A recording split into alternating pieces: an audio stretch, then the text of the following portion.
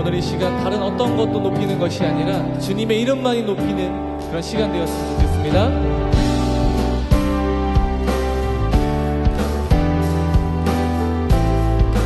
우리 다같이 주의 이름 높이며 주의 이름 높이며 주를 찬양하나이다. 나를 구하러 오신 주를 기뻐하나이다.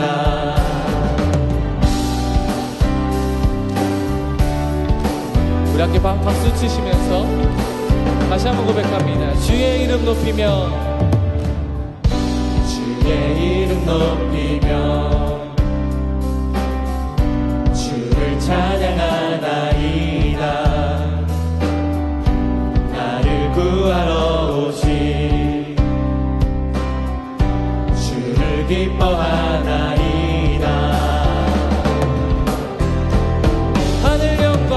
하늘 영광 버리고 이 땅 위에 십자가를 지시고 죄 사은의 무덤에서 일어나 하늘로 올리셨네. 주의 이름 높이리.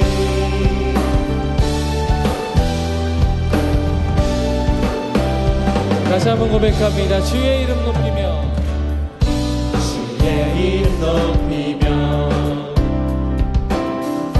주를 찬양하나이다.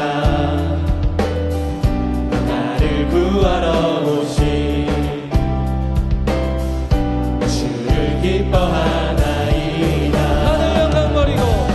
하늘 영광 버리고 이 땅 위에 십자가를 지시고 죄 사은의 무덤에서 일어나 하늘로 올리셨네.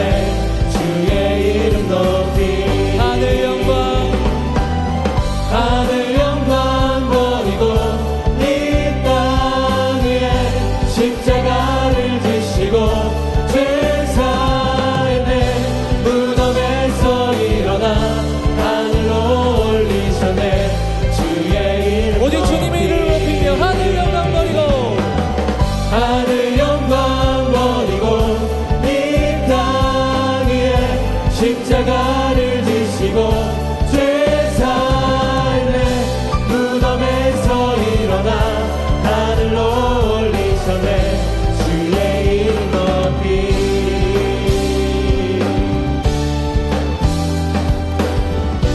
우리 박수 치면서 우리 목소리로 하늘 영광 버리고 하늘 영광 버리고 이 땅 위에 십자가를 지시고 죄 사은의 무덤에서 일어나 하늘로 올리셨네. 주의 이름 높이. 우리 다같이 하늘 영광. 하늘 영광 버리고 이 땅 위에 십자가를 지시고 죄 사은의 무덤에서 일어나 하늘로 올리셨네. 주의 이름 우리 마지막으로 높이. 고백할까요? 하늘 영광 버리고 십자가를 지신 하늘 영광 버리고 이 땅 위에 십자가를 지시고 죄 사은의 무덤에서 일어나 하늘로 올리셨네. 주의 이름 높이.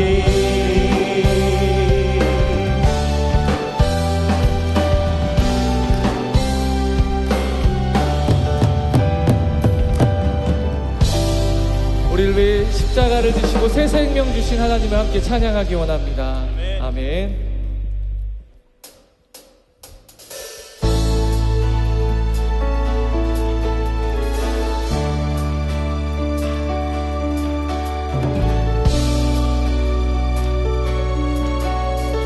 우리 주님의 오심을 찬양합시다. 천사들의 노래가 천사들의 노래가 하늘에서 울리네.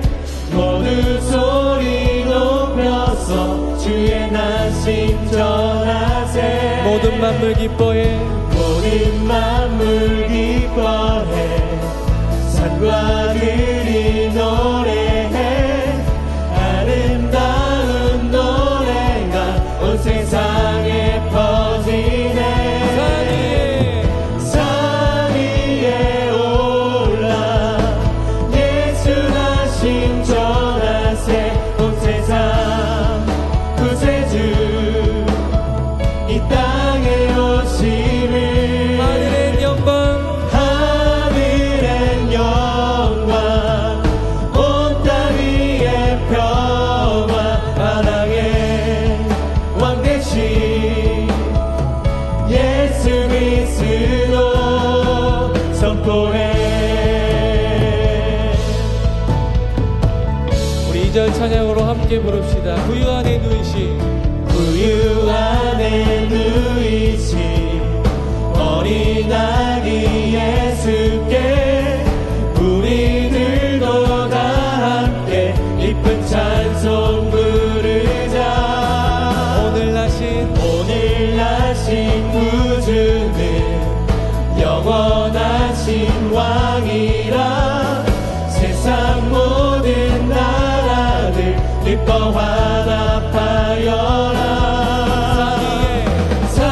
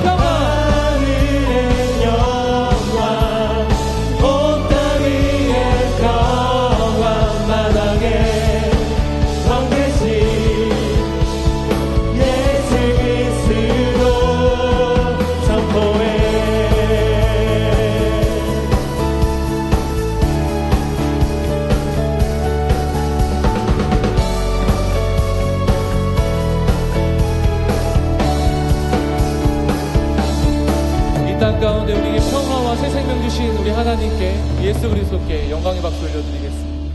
아멘.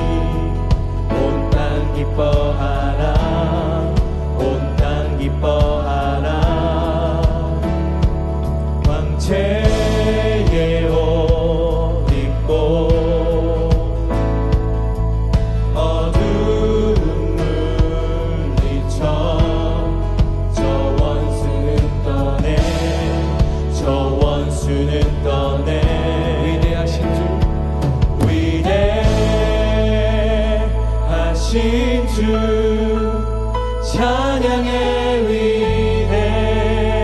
위대하신 주 모두 알게 되리라.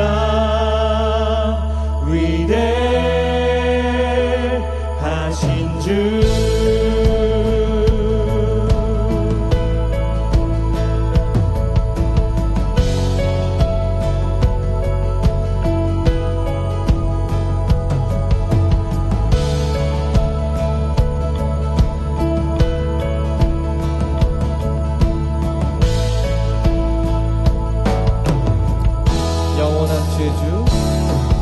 영원한 주의 주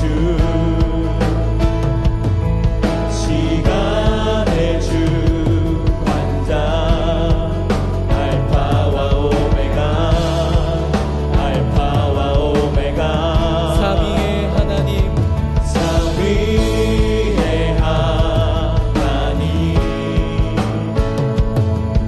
아바 성령 예수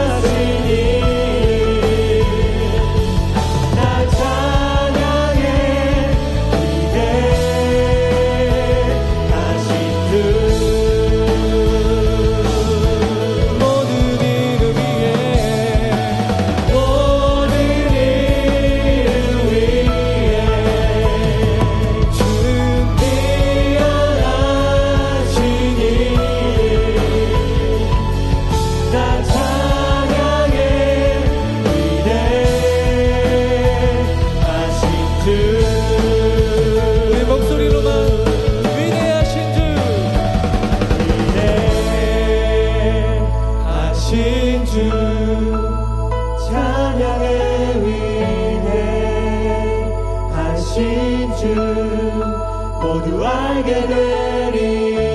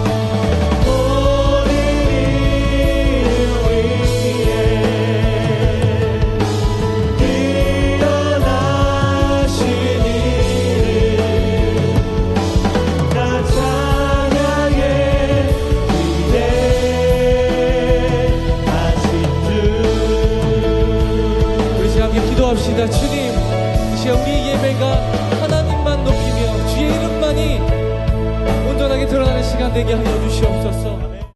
네, 여러분 반갑습니다. 오늘 교회력으로 대림절 세 번째 주간이죠. 성탄절, 우리 성탄 인사 미리 당겨서 한번 해볼까요? 메리 크리스마스. 옆 사람 보시, 저 보실 필요 없고. 메리 크리스마스. 네.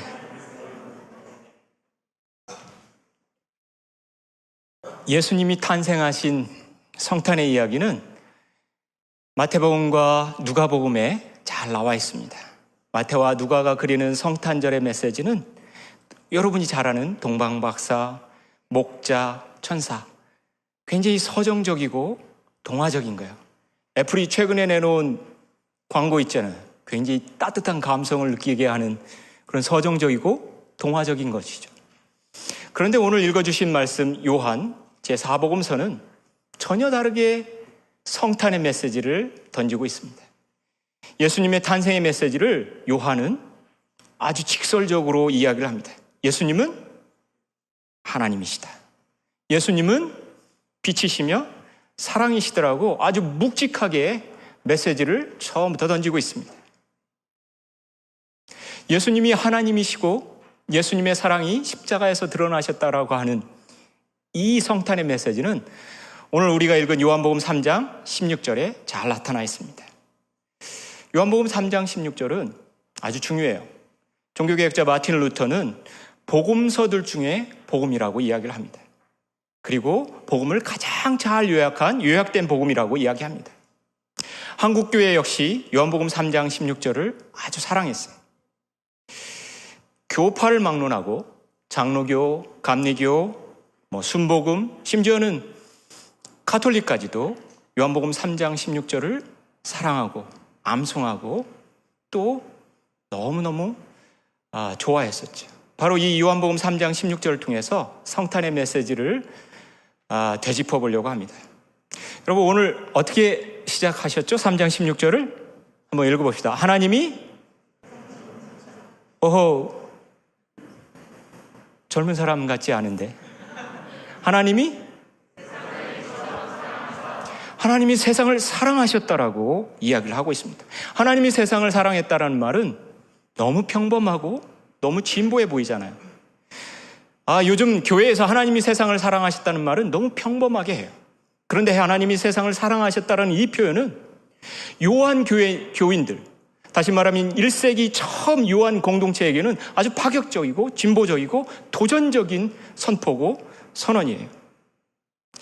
요한 공동체는 1세기의 요한 공동체는 내부적으로 외부적으로 굉장한 어려움이 있었어요. 그 중에서 가장 큰 어려움은 영지주의자들이었어요. 영지주의 이단은 요한 공동체에 침입해서 계속해서 이단 사설을 가르치기 시작했는데, 우리가 살고 있는 이 세상과 물질과 육은 열등하고 저급한 거야. 영적인 것이 가장 고상하고 가장 아름다운 거기 때문에 영적인 지식만 얻으면 구원을 얻는다고 가르치기 시작했습니다. 예수님의 제자, 사랑의 사도 요한은 이 이단에 대해서, 영지주의에 대해서 아주 강력하게 변증하기 시작합니다. 이 영지주의자들의 말을 따르면 예수님의 이 지상에서의 사역, 세상에서의 사역, 물질과 육신의 사역은 저급한 게 되는 거예요. 대신에 예수님의 영적인 사역만이 구원의 한 축을 이루게 되는 겁니다. 그래서 요한은 아주 단호하게 이야기합니다. 하나님이 세상을 사랑하셨다라고 이야기합니다. 여러분이 밥 먹고 나서 이렇게 조금 나른하게 읽을 수 있는 글이 절대 아니에요. 하나님이 세상을 사랑하셨다는 이 선포 속에서는 초대 1세기 요한 공동체에게는 가슴을 울리는 메시지예요. 왜? 요한복음 1장 1절이 어떻게 시작하죠? 요한복음 1장 1절 태초에 이렇게 강력하게 여러분 힘내라고 해도 다시 한번 요한복음 1장 1절 태초에 엔아르케라고 시작을 합니다. 태초에라고 시작합니다. 태초에라고 엔아르케는 여러분 구약에 뭐를 생각나게 하죠? 아니 3부 예배 팔순 되시는 장로님, 권사님만 또 못하네? 아니, 내가 화가 나니까 이것도 차잖아요? 태초에 말씀이 계시느냐? 그러면 태초에 천지를 창조하시느냐? 창세기 1장 1절도 엔아르케로 시작을 하고 있습니다. 하나님이 세상을 사랑하시고 우리를 지으셨다라는 사실은 하나님이 우리를 지으셨기 때문에 사랑하시는 거예요. 창세기 1장에 보면 하나님이 우리를 사랑하셔서 천지를 지으실 때 6일간이 걸려요. 첫째 날은 빛을 만드시고 하나님이 감탄사를 연발하십니다. 뭐라고 이야기하시죠? 이 아래가 잘 안 나오니까 위에 하나님이 첫날 빛을 만드시고 감탄사가 뭐였어요? 오늘 다 처음 나오는 거예요, 귀에? 우리 인도에 있는 초등학교 1학년 아이들도 다 아는데 좋았다라고 이야기하십니다. 둘째 날은 궁창을 만드시고 하나님의 감탄사가 뭐였죠? 여러분, 나보다 머리 좋잖아. 뭐라고 그럴 것 같아, 감탄사가? 좋았다. 좋아. 한 번 더 기회를 주겠습니다. 셋째 날, 땅과 바다를 만드시고 하나님이 어떤 감탄사를 연발하셨죠? 네, 좋았더라. 넷째 날도? 다섯째 날도? 여섯째 날도? 심히 좋았더라고 이야기를 합니다. 여섯째 날은 여러분이 좋아하는 반려견과 반려묘가 있어요. 개와 가축과 사람을 만드시고 심히 좋았다라고 이야기를 하십니다. 이 좋았다라는 하나님의 감탄사는 원어적으로 어떠한 부족함도 없는 거예요. 부족함이 하나도 없는 거예요. 여러분 말로 부족함이 1도 없어요. 하나님이 완전하게 지으셨어요. 인간을 만드시고 인간의 존재 자체가 아름답고 선하고 네가 있는 그 자체가 하나님의 자녀의 존재 자체가 숨 쉬는 것 자체가 서 있는 것 자체가 좋았다라고 이야기하시는 겁니다. 창세기 2장에서도 하나님은 인간을 하나님의 형상을 따라서 만드세요. 그리고 또 하나 선물을 주시죠. 하나님이 마지막 인간에게 주시는 선물은 뭐예요? 뭘로 창조하셨죠? 숨결을 주세요. 생기를 주세요. 하나님이 인간을 만드시고 빛의 자녀들을 만드시고 따뜻한 숨결을 우리 가슴에다가 새겨 넣으신 거예요. 자신의 얼굴뿐만이 아니라 형상뿐만이 아니라 그분의 따뜻한 사랑도 우리의 존재에다가 심겨 놓으신 거예요. 하나님은 우리를 빛의 자녀들을 하나님의 자녀를 존재 자체로 사랑하신 것뿐만이 아니라 가장 아름답게 지은 거예요. 사랑하면 모든 것이 아름답다? 맞아요, 틀려요? 사랑을 안 해본 사람처럼 다 있네. 미친 듯이 사랑을 안 해본 것 같아. 여러분, 교회 오기 전에 제발 미친 듯이 사랑하고 와. 그래야 하나님을 알 수 있어요. 하나님의 사랑은 존재 자체로 사랑해요. 그래서 C.S. 루이스는 하나님의 사랑을 선물의 사랑이라고 합니다. 우리 존재 자체가 선하고 아름답고 있는 것 자체만으로도 좋은 거예요. 여기에 비해서 세상의 사랑은 어떻습니까? 필요의 사랑이라고 이야기합니다. C.S. 루이스는 필요의 사랑이 어떻게 들어왔는지를 이야기합니다. 하나님이 선하게 지으신 아담과 하와가 범죄하고 타락하여서 에덴 동산에서 쫓겨나게 됩니다. 에덴 동산에서 쫓겨난 이 완전한 하나님의 사랑은 왜곡되고 변질되었습니다. 창세기 3장 17절에서 19절에 뭐라고 이야기하죠? 이제 범죄하고 타락한 아담과 하와는 수고하고 땀을 흘려야만 무언가를 얻을 수 있게 되었습니다. 완전한 하나님의 사랑은 어두움 가운데서 이 사랑이라는 게 필요, 갈망, 그 다음에 결핍이라는 단어들로 채워지기 시작했습니다. 자꾸 무언가를 더 요구하고 더 달라고 하고 더 갈증을 느끼는 불만족스러운 것이 어둠 속의 사랑이 되었어요. 그래서 하나님의 자녀는 빛의 자녀들은 어둠 가운데 살면서 자기가 쫓겨난 에덴 동산을 바라보면서 그것을 그리워하고 갈망하게 됩니다. 완전한 사랑들을 갈망하게 되죠. C.S. 루이스는 세상의 사랑을 세 가지로 압축해서 요약을 했어요. 첫 번째로 사랑하는 연인이 아담과 하와처럼 사랑하는 연인이 빠져드는 사랑은 열정과 몰입이에요. 한번 사랑하게 되면 아주 그 사랑하는 그 남자, 그 여자에 대해서 그 사람 자체에 대해서 생각이 확 빠져 있는 거예요. 정신이 없어요. 그래서 행복뿐만이 아니라 불행도 같이 나누려고 합니다. 아가서에는 이 사랑을, 연인 간의 사랑을 어떻게 표현했냐면 아가서 8장에는 사랑이 죽음같이 강하다라고 표현을 하고 있습니다. 두 번째 세상의 사랑은 무조건적이고 종교적이에요. 부모님들이 서로 조건이 안 맞는 남녀 청춘을 떼누르고 도시락 가지고 싸 들고 다녀봐야 헛짓이에요. 소용없어요.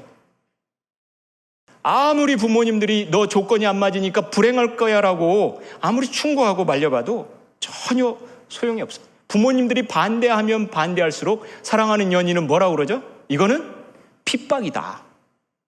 이 핍박을 두 사람의 믿음으로 이겨내고 견뎌내고 순교해야 된다 라고 생각하는 거예요. 함께 고통을 견뎌내려고 해요. 제가 늙었나 봐요. 여러분의 표정 속에서는 전혀 그런 사랑이 종교다? 이 말에 동의를 못하는 것 같은데 떼어놓으려고 할수록 순교하려고 그래요. 세 번째 사랑의 특징은, 세상의 사랑의 특징은 단명이에요. 연인 간의 사랑은 가장 짧기로 악명이 높은 사랑이에요. 성경은 연인 간의 불꽃 같은 사랑이 몇 년 갈 거라고 이야기한지 아세요? 1년이면 충분하다라고 이야기합니다. 연인 간의 사랑이 불꽃처럼 한창 타오를 때는 사랑은 영원하다라고 이야기합니다. 그런데 그 스파크가 사라지면 사랑은 덧없는 불장난이라고 이야기하잖아요. 신혼 초기에는 두 사람이 천생연분인 줄 알고 만났더니 중년이 되어서는 평생 왼수라고 하잖아요. 사랑해야 될 사람들에게 제가 완전 물을 끼얹고 가는 것 같은데 세상의 사랑이 그렇다는 거예요. 지금 한창 광풍이 일어나는 영화가 있죠? 퀸의 보헤미안 랩소디가 있죠. 보헤미안 랩소디에 보면 굉장히 좋은 노래들이 많이 나오지만 잘 알려지지 않은 노래가 하나 있어요. 저는 퀸 세대잖아요. 퀸이 부른 노래 중에 Too Much Love Will Kill You라는 게 안 틀어도 돼요. Too Much Love Will Kill You라는 이 노래가 있습니다. 그냥 제가 번역한 건 지독한 사랑은 결국 너를 질식시킬 거야 라는 거예요. 거기에 주인공으로 나오는 프레디 머큐리가 양성애자잖아요. 기독교인은 참 양성애에 대해서 할 말들이 많겠지만 어쨌든 양성애이니까 남자와 여자를 가리지 않고 사랑하는 사람을 만났습니다. 그래서 음악평론들은 이 곡이 프레디 머큐리의 삶을 보여주는데 많은 연인들을 만나 사랑을 나누었지만 항시 프레디 머큐리는 사랑에 목말라 있고 사랑 때문에 상처를 받아서 결국 이 노래를 너무 사랑했다라고 이야기를 합니다. 이 곡은 그가 죽은 다음에 유작 앨범으로 실려져 있어요. 세상의 사랑은 투머치. 연약하고 부족한 인간은 계속해서 더 사랑하고 더 자신을 내주지만 결코 만족할 수가 없습니다. 이에 반해서 하나님의 사랑도 투머치예요. 하나님의 사랑도 투머치예요. 여러분 오늘 3장 16절 하나님이 세상을 어떻게 사랑하셨다고요? 이처럼 사랑하셨다고 합니다. 하나님이 세상을 이처럼 사랑할 때 이처럼 후토스 가르라는 말은 이처럼 무한하게 그처럼 헤아릴 수 없이라는 거예요. 조건 없이 너무 과도하게 사랑하시는 거예요. 과해요. 투머치는 과해요. 투머치가 사실은 약간 부정적이잖아요. 지나치기로 하나님은 작정하셨어요. 하나님의 자녀들에게, 빛의 자녀들에게 자기 자신이 지나치고 과하게 사랑하기로 작정하신 거예요. 우리의 연약함에도, 부족함에도, 실수에도, 우리의 과오에도 불구하고 우리의 모든 잘못들을 기억하지 않겠다고 이야기하세요. 그냥 다 덮어두겠다고 말씀하시는 거예요. 너무 사랑하세요. 과하게 사랑하세요. 나 자신보다도 더 나를 사랑하는 것이 하나님의 선물의 사랑입니다. 인간의 사랑은 자격으로 사랑하고 매력을 보고 가치를 보고 조건에 관심이 많아요. 그러나 하나님의 사랑은 사랑할 만한 가치가 있는 것을 사랑하는 것이 아니라 하나님의 자녀를 있는 그대로 존재 자체로 사랑하십니다. 사랑하는 신천교회 청년부 여러분, 여러분은 여러분 스스로를 소중하게 생각하셔야 돼요. 타인들을 아주 귀하게 여기셔야 됩니다. 하나님의 형상이 여러분 가운데, 존재 가운데 있고 하나님의 따뜻한 숨결이 여러분 존재 가운데 새겨져 있기 때문에 그렇습니다. 세상의 소리는 뭐죠? 세상의 소리는 조건으로 비교하고 조건으로 차별짓고 판단해요. 돈으로, 학력으로, 외모로 소리치죠. 그래서 우리를 열등감을 주고 우리의 자존감을 다 깔아뭉개요.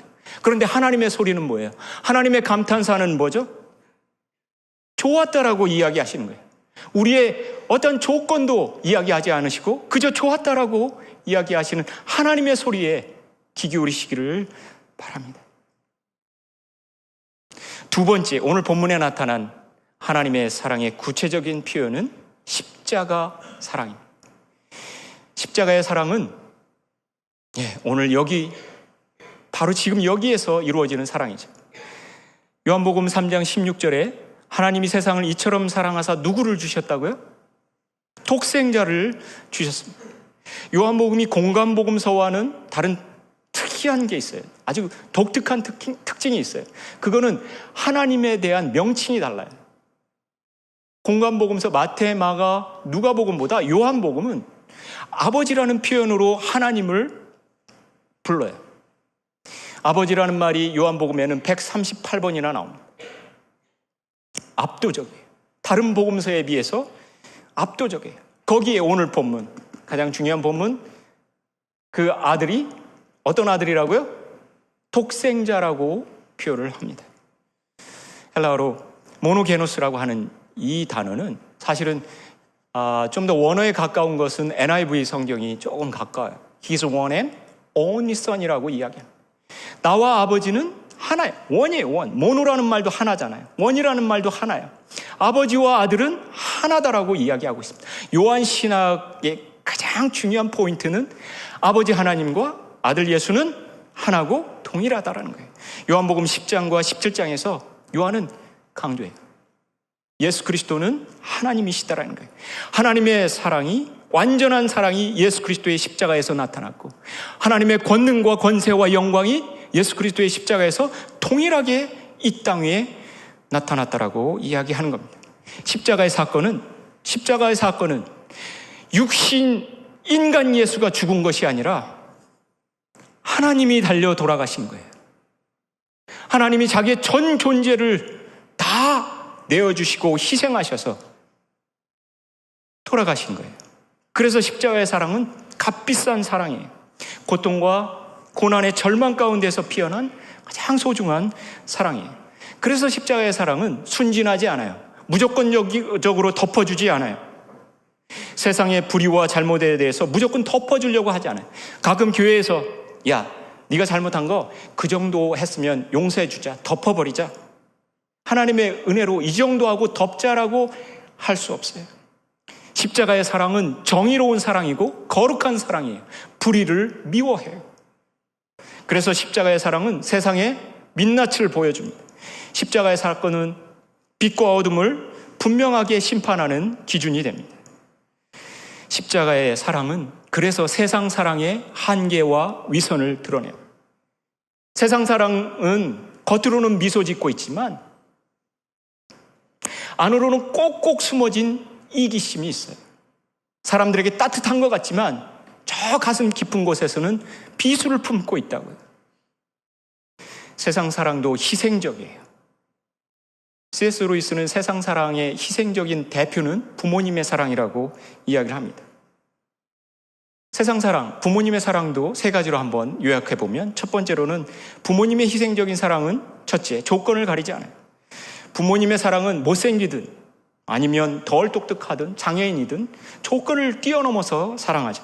두 번째로 헌신적인 자기 사랑이 부모님의 사랑입니다. 부모는 자식을 위해서 자기의 건강과 돈과 시간을 아낌없이 주려고 해요. 자기 희생적이에요. 그런데 이런 부모의 사랑도 이 세상의 사랑도 한계가 있어요. 아이러니하게도 자녀를 위해서 자기 자신을 다 희생하는 이타적인 사랑도 역설적으로 이기적이에요. 그래서 교육심리학가들은 이 사랑의, 부모님의 희생의 사랑의 한계를 온건한 통제라고 이야기를 합니다. 패터널리즘이라고 해요. 자녀가 원하는 삶이 아니라 부모가 원하는 삶을 자녀에게 미소 지으면서 사랑으로 강요하고 통제할 수 있다는 거예요. 그래서 온건한 통제예요. 그래서 세상의 사랑은 부모의 사랑이 됐든 연인의 사랑이 됐든 정말 진짜 같아요. 순수하고 아름답고 희생을 다 담고 있지만 가짜라고 이야기를 합니다. 영국 퀸이 세상을 휘어잡았다라면 한국에서 세계를 휘어잡는 그룹이 있죠. 한국의 이 세계를 휘어잡는 그룹 누구예요? 여기는 좀 나오네. 1, 2, 3부에서는 제가 굉장히 식은땀이 났어요. 방탄이죠, 방탄. 제가 아이가 둘이 있어요. 큰 아이는 군대에 있고 작은 아이는 초등학교 4학년이에요. 메이드 인 인디아예요, 우리 작은 딸은. 그런데 방탄을 알아요. 걔하고 얘기하려면 제가 방탄을 열공해야 돼요. 그렇지 않으면 저는 아이에게 하나님은 사랑이시란다 기도해봐야 걔는 제 복음을 받아들이지 않아요. 방탄은 복음이에요. 복음에 가까워요. 내가 보면 훨씬 복음에 가까워. 방탄소년단이 5월 달에 낸 앨범 이름은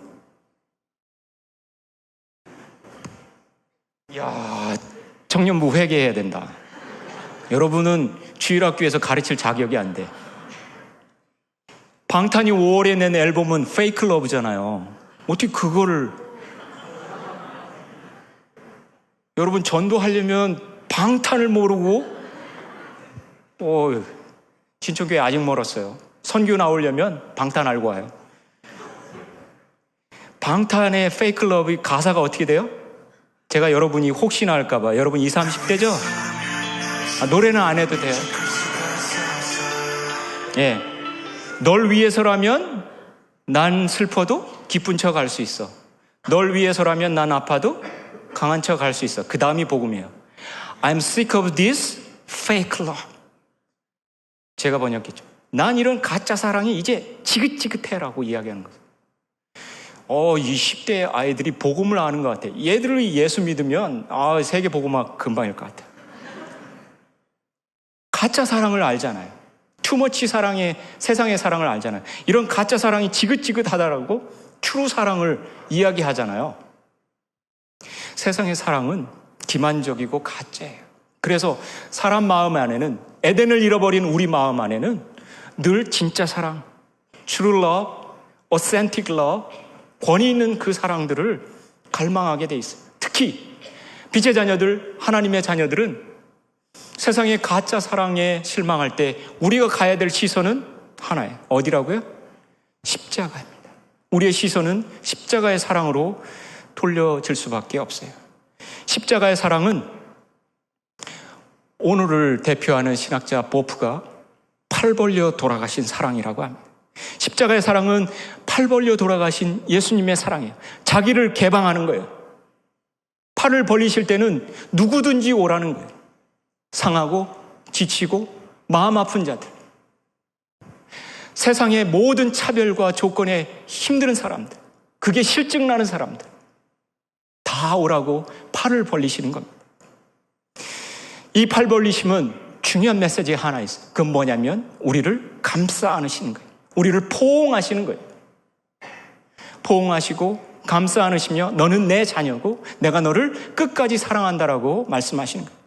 십자가는 빛의 자녀들의 숨겨진 동기를 알아요. 우리가 이기적이라는 것을 알아요. 우리가 기복적인 신앙을 가졌다라는 것을 알아요.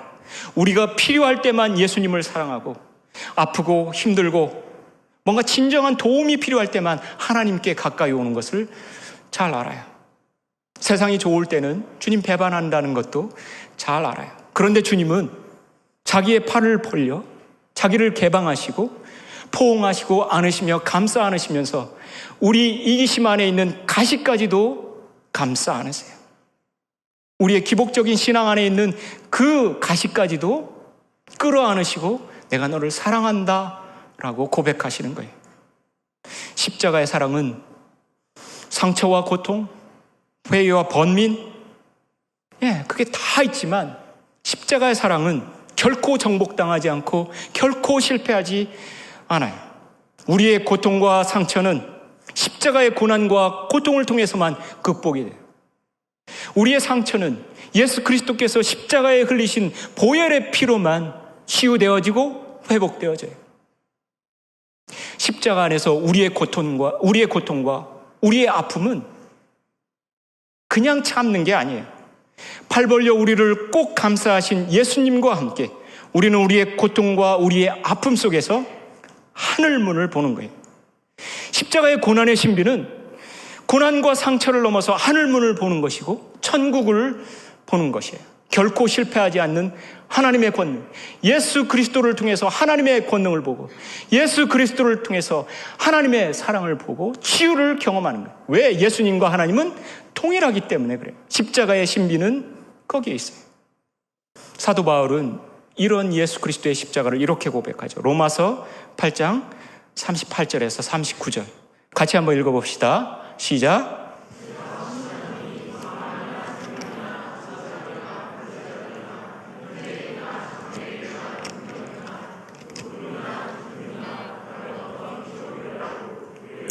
예수 그리스도 안에 있는 하나님의 사랑 안에서 십자가의 사랑이 팔을 벌려 세상을 포옹할 때는 이 팔은 어디를 향하냐면 우리의 이웃을 향하게 되어 있습니다. 왜 십자가의 사랑이 반드시 이웃을 향하게 되어 있습니까? 그거는 분명해요. 우리가 만나는 모든 낯선 이들 가운데 예수 그리스도께서 계시기 때문에 그렇습니다. 주님은 연약하고 불쌍하고 나그네된 이들 가운데 숨어 계십니다. 마태복음 25장 35절 36절에서 너희가 낯선 이가 줄일 때 먹을 것을 주고 목마를 때 마실 것을 주고 나그네 되었을 때 영접하고 헐벗고 병들었을 때 돌보는 것이 바로 나 예수를 영접한 것이라고 이야기합니다. 사랑하는 신천교회 청년부 여러분, 여러분 스스로가 힘들고 어려울수록 여러분의 팔을 벌리십시오. 여러분을 개방하고 따뜻하게 안아주십시오. 아니요, 저 아직 힘들어요. 내 안에 너무 힘든 것들이 많아요. 그럴수록 여러분 팔을 벌리십시오. 예수님은 십자가에서 팔 벌려 돌아가실 때 수치스럽고 고통스럽고 아팠지만 팔을 벌리심으로 세상을 감싸 안으셨어요. 여러분이 팔을 벌리지 않으면 결코 감쌀 수가 없어요. 아프고 힘들더라도 여러분을 개방하시고 비록 나도 아프고 힘들고 어렵지만 상대방의 연약함을 감싸주고 안아줄 때 내 자신도 치유가 돼요. 내 자신의 상처도 치유가 돼요. 십자가의 사랑은 그런 신비가 있습니다. 그런 고난의 신비가 있어요. 내 문제 해결하고 다른 사람 문제 해결하겠다. 절대 그렇지 않습니다. 세상은 그래요. 일단 나부터 살고 그 다음에 너라고 이야기하지만 십자가는 먼저 내 팔을 벌려 나를 개방했을 때 오히려 내 상처가 낫고 내 문제가 풀리게 된다라고 이야기합니다. 거기에 하나님의 사랑이 있습니다. 성탄절이니까 우리 서로 사랑의 이야기를 한번 해요. 옆 사람 한번 보실래요? 저 봐야 선한 거 하나도 없어요. 우리 옆 사람 보고 한번 사랑의 고백을 해봅시다. 아름다움이 죄라면 서로 싫어요? 그래, 원수를 사랑하는 마음으로 옆에 보고 옆 사람한테 어색하면 자기 자신한테 이야기해야 돼. 옆 사람 보고 저 따라서 한번 해보세요. 아름다움이 죄라면 뭐 하는 거야? 좀 크게. 아름다움이 죄라면 당신은 종신형입니다.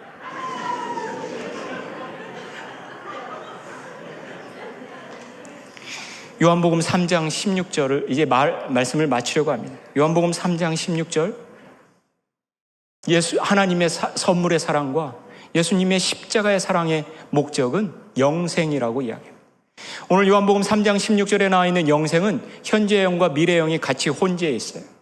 미래의 영생은 여러분 잘 아는 거예요. 우리가 모든 인생의 수고를 다 덜어버리고 육신을 벗어버리고 하나님 앞에 서는 날, 천국 가는 날, 그때 주시는 영생이에요. 그때는 주님께서, 하나님께서 우리의 모든 것들을 끌어안으시고 감싸 안으시면서 수고했다, 우리의 어깨를 두드리면서 완전한 사랑, 아름다운 사랑, 더 이상 고통과 슬픔이 없는 그 사랑을 보여주시는 삶이. 현재의 사랑은 뭐예요? 현재의 영생은 바로 지금 여기에 신촌 공동체라고 하는 여기에서 십자가의 사랑으로 이루어가는 거예요. 그래서 현재의 영생은 사랑의 기술이 필요해요. 여러분, 사랑하는 기술 배우세요. 이벤트도 필요해요. 형제들 꼭 들어요. 자매들 꼭 들어요. 사랑은 쟁취하는 거야? 아니야. 이벤트로 해야 돼. 기술이 필요해요. 나 마음으로 사랑해? 절대 그런 거 없어요. 물질 가는 곳에? 성경적이야. 물질 가는 곳에 뭐가 있다고요? 네. 마음으로 자매를 사랑해, 마음으로 형제를 사랑해. 성경 다시 배우세요. 네. 사랑의 기술이 필요해요. 사랑의 방법이 필요해요.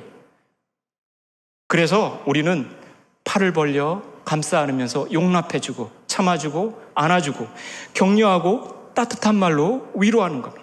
작은 것에도 감사하고 소중하게 나누는 거예요.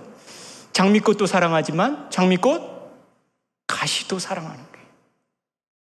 여러분이 이런 사랑을 누리면서, 이런 사랑을 연습하면서 신촌 공동체에서 살아간다면 잠깐 우리는 신촌교회를 통해서 하나님의 영원한 사랑을 맛볼 거예요. 여러분, 사랑하십시오. 먹고 마시고 여행하고 소확행, 자기의 충분히 여러분을 사랑하시고 소소한 것도 사랑하면서 우리의 이웃들도 돌보고 사랑하는 연습을 그치지 마십시오. 잠깐 세상을 살면서 이 신촌교회를 통해 사랑하는 연습을 그치지 않는다면 마지막 날 우리가 천국에 섰을 때, 천국에서 하나님의 얼굴을 배울 때 결코 하나님의 얼굴이 낯설지 않을 거예요. 신촌교회 청년 여러분, 늘 아파하지만 그 아픔 속에는 예수 그리스도의 십자가가, 그리고 예수님이 여러분을 감싸고 있다는 사실을 잊지 마십시오. 그 예수님의 감싸고 있는 안에는 하늘문이 있고 영생이 있습니다. 기도하겠습니다.